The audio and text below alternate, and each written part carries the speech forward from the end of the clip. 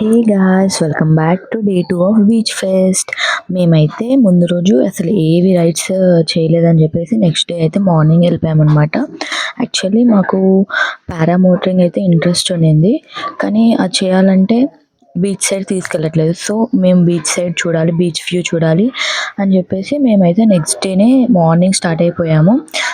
మంచు చూసారా అసలు ఎంత మంచు ఉందో, మార్నింగ్ ఎర్లీ మార్నింగ్. నేనైతే వింటర్ స్టార్ట్ అయినప్పటి నుంచి ఇంత మంచు చూడలేదు.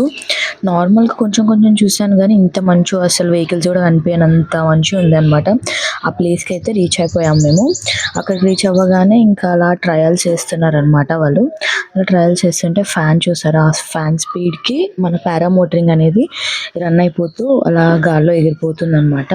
విత్ మోటార్ ఉంటుంది కాబట్టి. ఇంకా గాలి చూసారు ఎంత గాలి వస్తుందంటే అంత అంత పెద్ద ఫ్యాన్కి అంత గాలి వచ్చిందని అనిపించింది. తర్వాత వచ్చేసి మేమైతే టికెట్ తీసేసుకున్నాము, పారామోటరింగ్ ఫ్లయింగ్ అని చెప్పేసి టికెట్ తీసుకున్నాము. ఇంకా ఈ రైడ్ అయితే స్టార్ట్ అయిపోతుంది. ఇంకా అలా అన్నీ సెట్ చేసుకున్నారు. నేనైతే హెల్మెట్ పెట్టేసుకున్నాను. ఇంకా అలా కూర్చొని ఇంకా ఫ్లై అయిపోవడమే. ఎంత నేనైతే చాలా ఎక్సైటెడ్గా ఉన్నాను. ఇదైతే బ్యాక్ వ్యూ అనమాట. నేను సెల్ఫీతో దిగిన వీడియో కూడా ఇందులోనే చూపిస్తున్నాను. తర్వాత ఇవైతే షార్ట్స్లో కూడా వచ్చేస్తాయి ఈ వీడియోస్. మీరు షార్ట్స్ కూడా కొంచెం సపోర్ట్ చేసేయండి. లాంగ్ వీడియోస్, షార్ట్స్ రెండు ఒకేలాగా సపోర్ట్ చేయండి. ఇంకా అలా ఎక్సైటెడ్గా రైడ్ అయితే చాలా బాగా స్టార్ట్ అయింది. ఇంకా అలా ఫ్లై చేస్తూ ఇంకెంత పైకి వెళ్ళిపోయామంటే ఇంకా ఆల్మోస్ట్ బర్డ్స్ తిరుగుతుంటాయి కదా, అంత పైకి అయితే వెళ్ళిపోయామన్నమాట. చాలా బాగుంది రైడ్. నేను యాక్చువల్గా హెలికాప్టర్ అనుకున్నాను, కాకపోతే నాకు ఇది చాలా ఇంట్రెస్ట్ అనిపించింది అనమాట. పారామోటరింగ్ అంటే మనం విత్ రియల్ ఐస్తో చూడొచ్చు. ఆ నేచర్ని కూడా మనం చాలా బాగా ఫీల్ అవ్వచ్చు అనమాట. మేమైతే బీచ్ సెంటర్ పాయింట్ వరకు అయితే వెళ్ళామన్నమాట. ఎంత బాగుందంటే అంత బాగుంది, అసలు చెప్పలేము. ఫస్ట్ స్టార్టింగ్ బీచ్ దగ్గర అయితే చూసాను. తర్వాత నేను ఫ్రంట్ వీడియో, తర్వాత బ్యాక్ వీడియో టూ టైప్స్ చూపించేస్తున్నాను.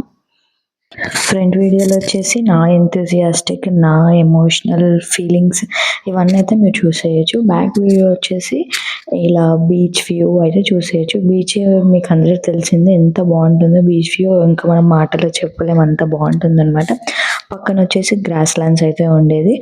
తర్వాత ఇలా ఫ్లై అవుతుంటే ఇంకా అలా టాప్ టు బాటమ్ మొత్తం ఆ ఫ్లై ఎలా అవుతున్నానో ఏంటనే చూపించేద్దాం అనుకున్నాను.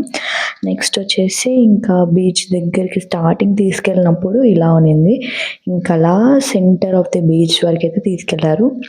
తర్వాత బర్డ్స్ కంటే కూడా నేనే హైట్గా ఉన్నాను, అంత ఫ్లై హైట్ అనిపించింది అనమాట. తర్వాత ఇంకా పైలట్ అయితే అడిగారు రైడ్ ఎలా ఉంది అని చెప్పేసి. నేనైతే చాలా అంటే చాలా బాగుందని చెప్పేశాను. అంత నచ్చింది కాబట్టి అంత బాగుందని చెప్పాను.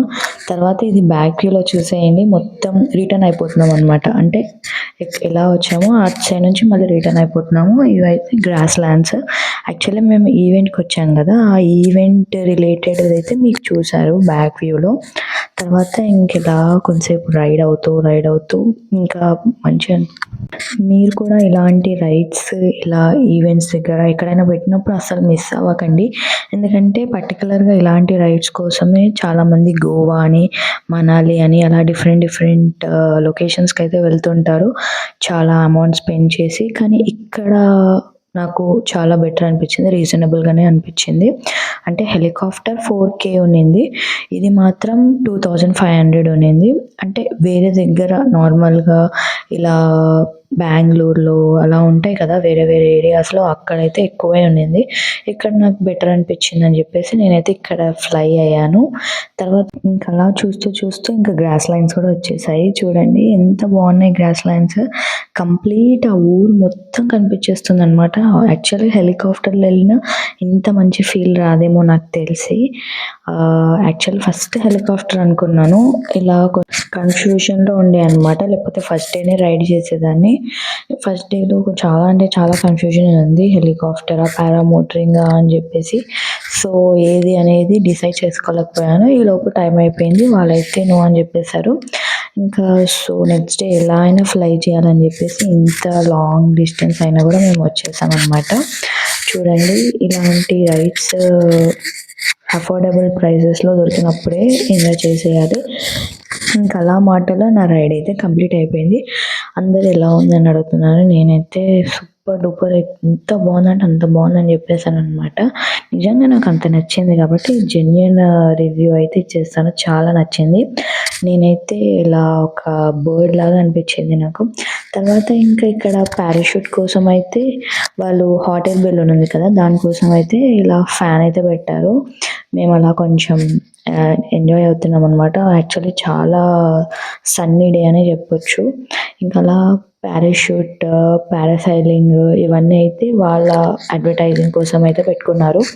సో పారాసైలింగ్ కూడా ఎవరైనా కావాలంటే రైడ్ చేయొచ్చు, కాకపోతే ఆఫ్టర్నూన్ నుంచి ఉంటుందని చెప్పారు. మేమైతే ఆఫ్టర్నూన్ 3 o'clock వరకే ఉన్నాము.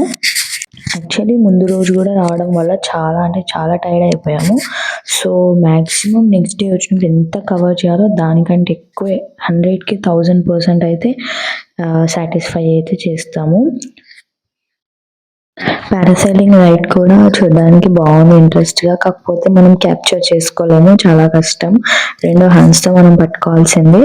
సో నాకైతే పారామోటింగ్ చాలా బాగా నచ్చింది, చాలా బాగుంది. నాకు కాస్ట్ కూడా వర్తానే అని అనిపించింది.